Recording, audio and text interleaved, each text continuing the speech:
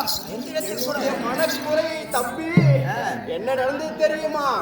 யாரோ சிறிய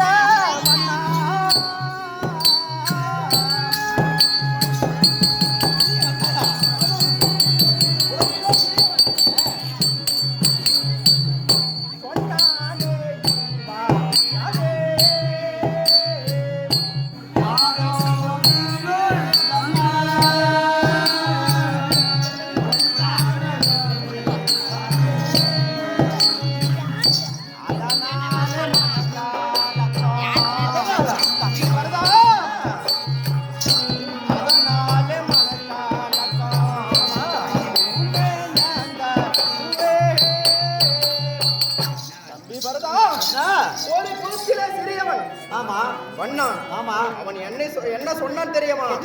என்னை பற்றி ஏதாவது இழிவாக பேசியிருந்தாலும் பரவாயில்லை, கற்புக்கு சிறந்தவளாக விளங்கக்கூடிய உன் அண்ணியால என்ன சொன்னான் தெரியுமா? அந்த கற்புக்கு சிறந்த வாழை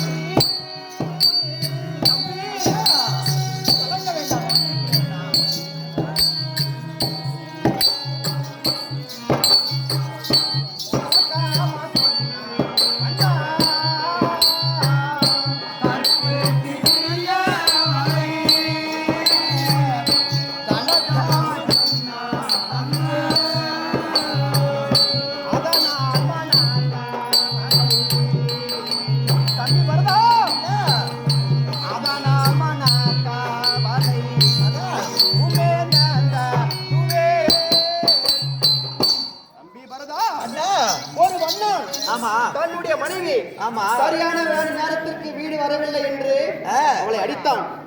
ஒரு கணவன் மனைவி அடிப்பது வழக்கம். அடித்தாலும் பரவாயில்லை, நம்முடைய குலத்தையே பற்றி இழிவாக பேசிவிட்டான். அப்படியா? எப்படி என்றால் சீதையை ராவணன் கடத்தி சென்று இலங்கையில வைத்தான். அண்ணனுடைய வாகனங்களோடு சென்று அடித்து சூர சம்மாரம் செய்து கொண்டு வந்து வீட்டில் வைத்திருக்கிறேன். அவன் என்ன தெரிவித்தான் தெரியுமா? வேறொருவன் இடத்தில் பல நாட்கள் இந்த மனைவி கொண்டு வந்து ராமன் மட்டும்தான் வீடு வைப்பான். இந்த ரசகுலத்தில் பிறந்த வண்ணான் வீடு வைக்க மாட்டான் என்று அடித்து புரட்சி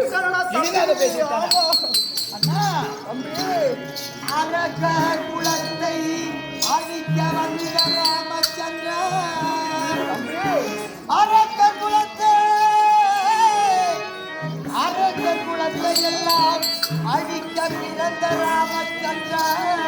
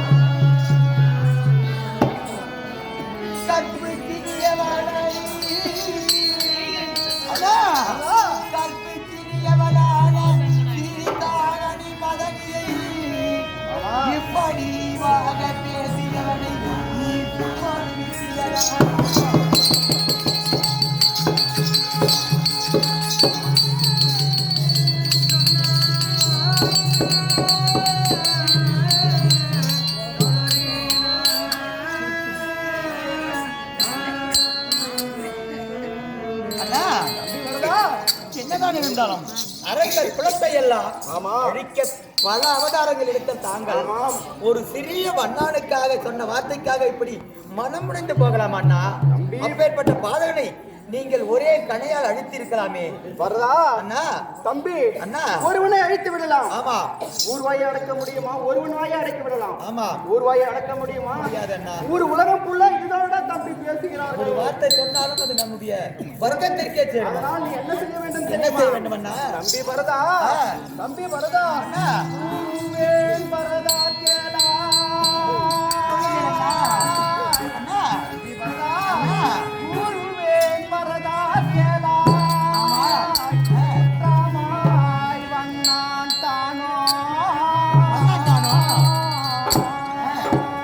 அந்த சீருள்ள சீதையாலை சின்னதோ ரகம் கொண்டு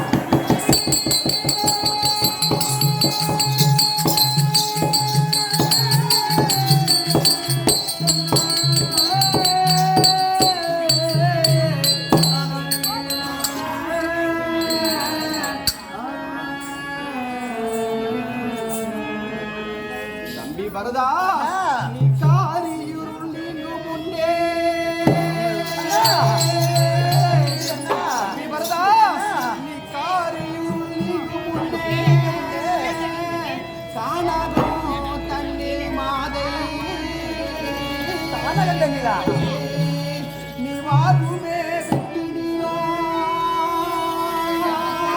வசனமே கொண்டிரா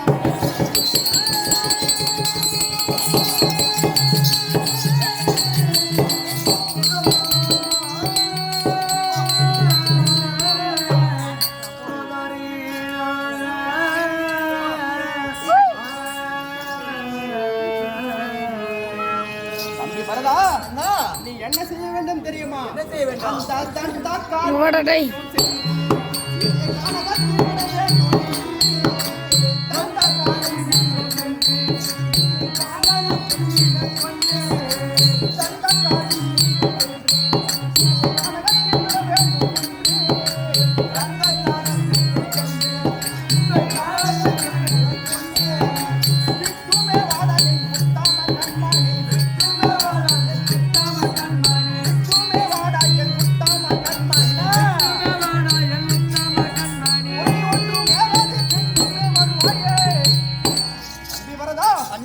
இப்படி ஒரு இழி சொல்லுக்கு ஆளாகி விட்டோம். ஆமா, அதனாலே சீதையை நம்முடன் வைத்திருந்தால் இந்த உலகத்தவர் வாயை அடக்க முடியாது.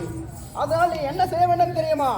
தண்டகாரண்ய வனம் என்று சொல்லக்கூடிய சிங்கம், புலி, யானைகள் நிறைந்த கொடிய வனம். அந்த வனத்தில் மனிதர்களிடம் நடமாட்டமே கிடையாது. அந்த வனத்தில் இரவோடு இரவாக சென்று அந்த நிறைமாத கர்ப்பிணி சீதையை விட்டு நீ ஓட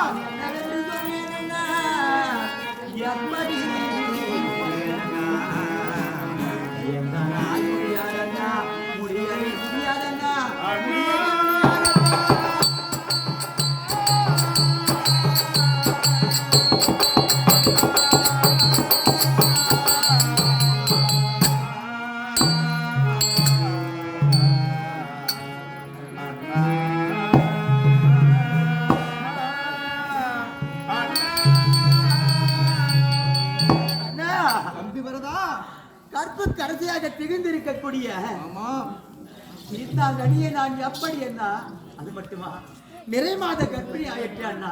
ரகு குலத்தில் பிறந்த நாம் இப்பேற்பட்ட பாவ செயலை செய்யலாமா? அதுவும் என் கரத்தால் செய்யலாமா? என்னால் முடியாது அண்ணா. என்னை மரம் செடி கொடியாக சபித்தால் சபித்து விடுங்கள்.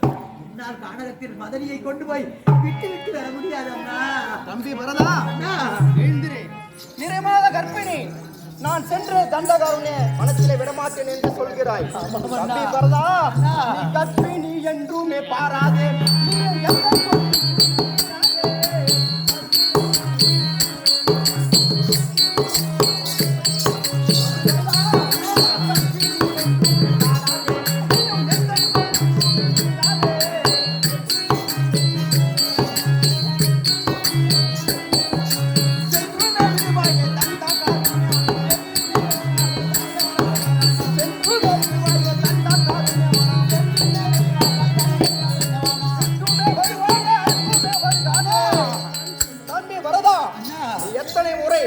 என்னிடம் அழுதாலும் என் மனம் மாற போவதற்கு கிடையாது. அதனால் விட்டு விட்டு தான் வர வேண்டும். என்ன சொல்கிறார்?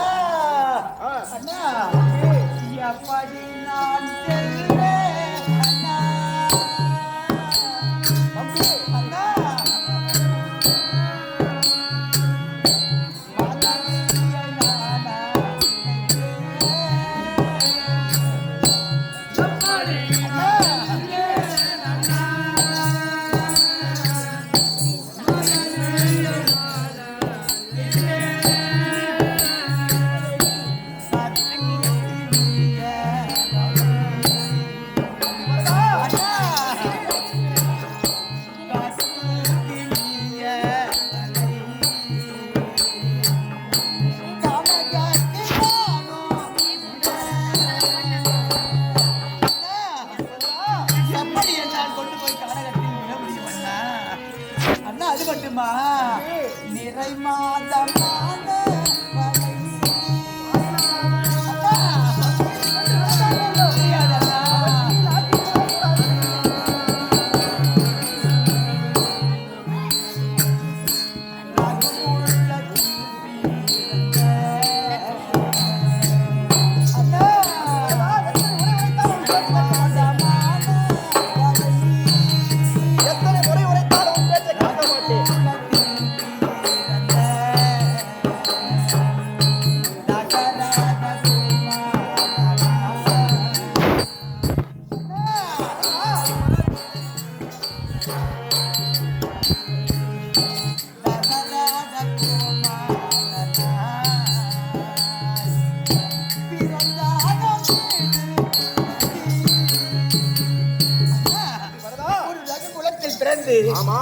கடைசியான சீதா நடிகை அதிலும் நிறை மாதமானவளை கனகத்தில் கொண்டு போய் விழுது.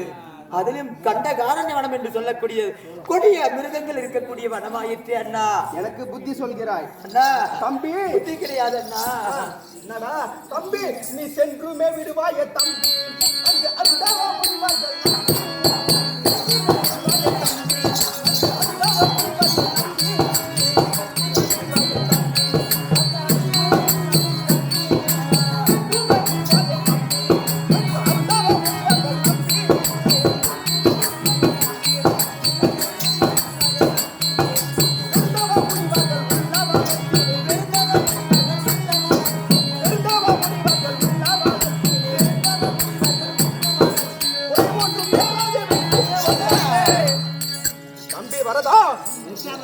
நீ செல்லத்தான் வேண்டும். கானகம் சீதையை அழைத்து செல்லத்தான் வேண்டும். தன்னகாருடைய வனம் என்று சொல்லக்கூடிய வனத்தில் விட்டு விட்டுத்தான் வர வேண்டும். அந்த கானகத்தில் மதனி சென்றார்.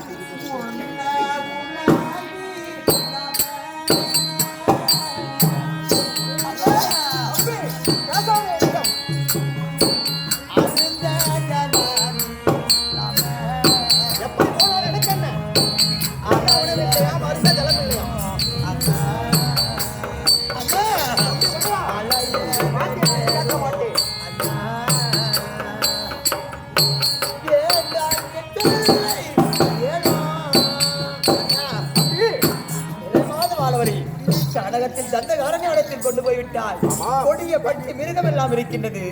உண்ண உணவு இருக்காது. அருந்த ஜலம் இல்லாமல் நிறைமாத கர்ப்பிணி அலைவாள் அண்ணா மதனியா. அந்த கொடுமையை நம்மால் பார்க்க முடியாதண்ணா. மதனியால் தாங்கிக் கொள்ளவும் முடியாது அண்ணா. வேண்டாம் அண்ணா. அண்ணா சட்டியா வார்த்தை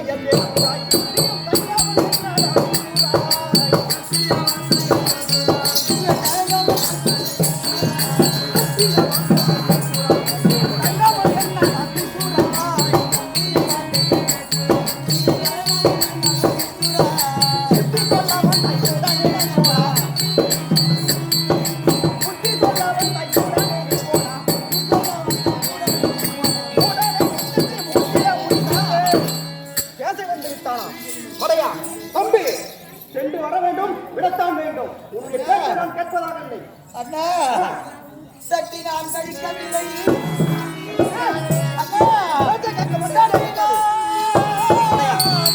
கழிக்கவில்லை. புண்ணியம் எடுத்துரைக்கவில்லை. நீதியை எடுத்துரைத்தேன் அண்ணா.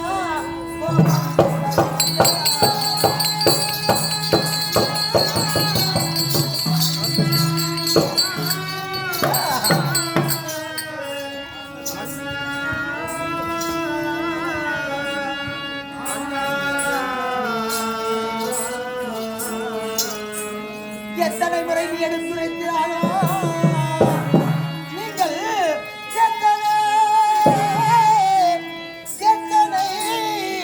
முறை எடுத்துரைத்தாலும் முடியாதண்ணா. மகனியை காண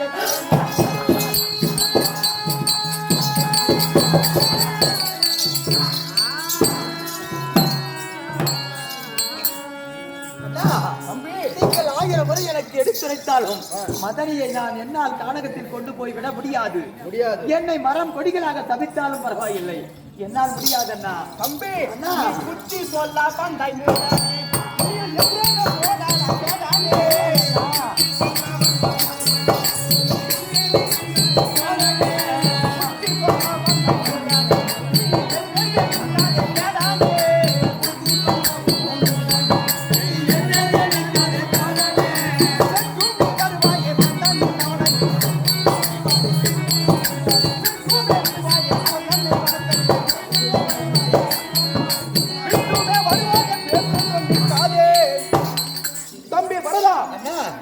எத்தனை முறை கதறி அழுதாலும் ஆமா கற்ப கரசி சீதை அவளை விட மாட்டேன் என்று எத்தனை முறை உரைத்தாலும் நீ சத்திய வார்த்தைய பேசுகிறாய். நீ தங்காமல் என்னடா நீ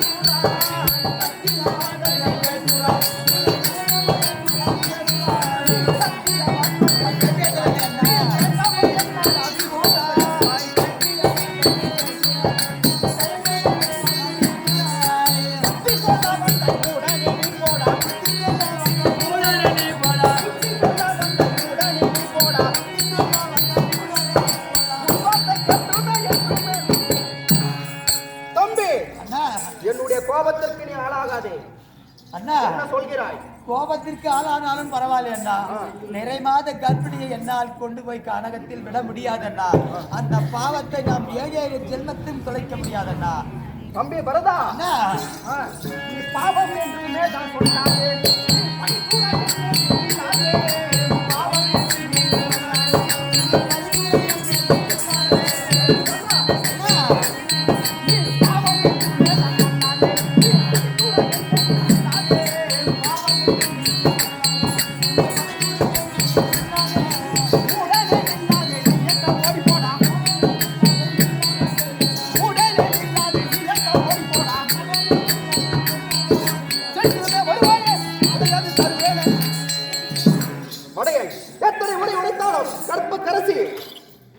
என்று பேசுகிறான்.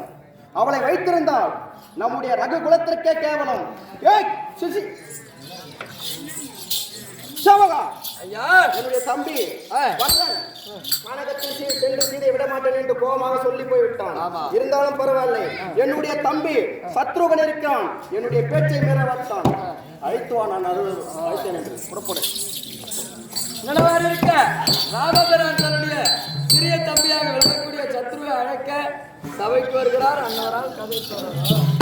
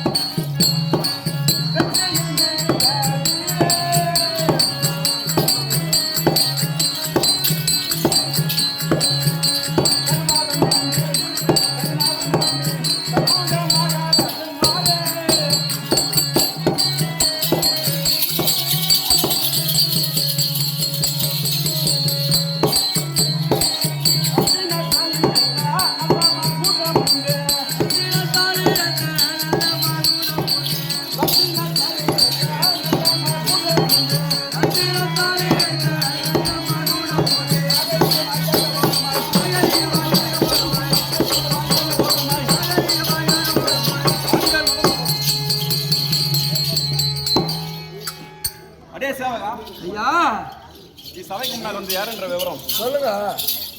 அயோத்தி மாநகரிலே தசரத மன்னனுக்கும் கைகைக்கும் பிறந்த என் பெயர் சத்ருகன் என்று தெரிந்து கொள்ளும். தெரிஞ்சுக்கிறேன். அதையும் தவிர நாம் எப்படி வருமா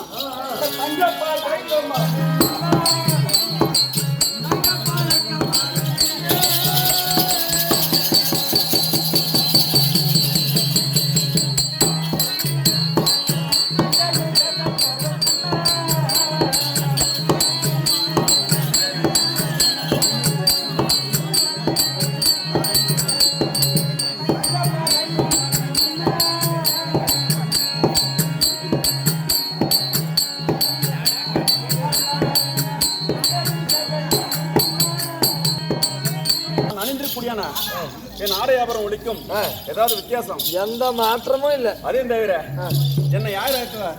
உங்களுடைய அண்ணனாக இருக்கிறார். அண்ணன் ஆயிருக்காரு. புறப்படு சென்று பாரு.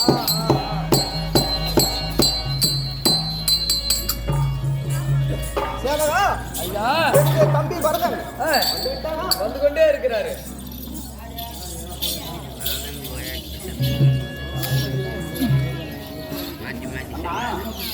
தம்பி பரதா, பாதம் பணிந்தே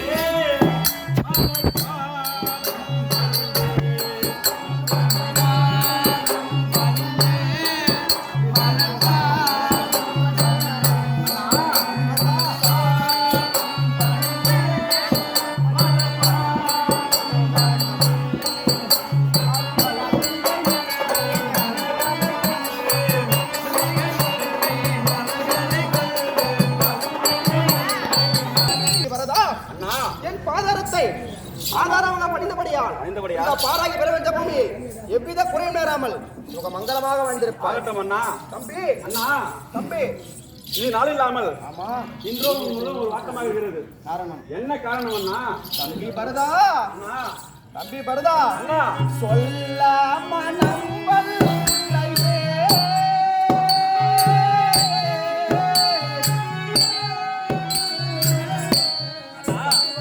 என்ன காரணம் அண்ணா?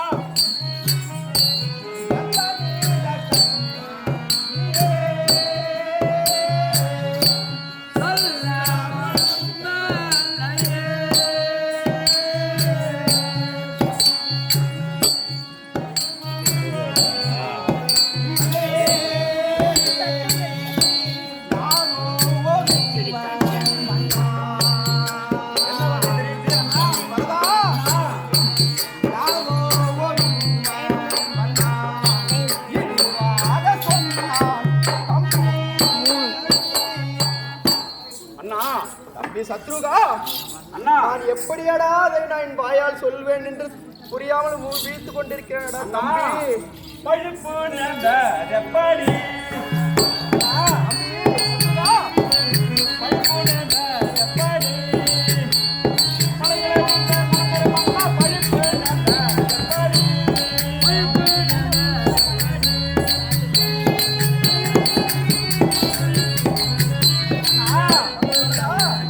பழுப்பு நேர்ந்தது எப்படி?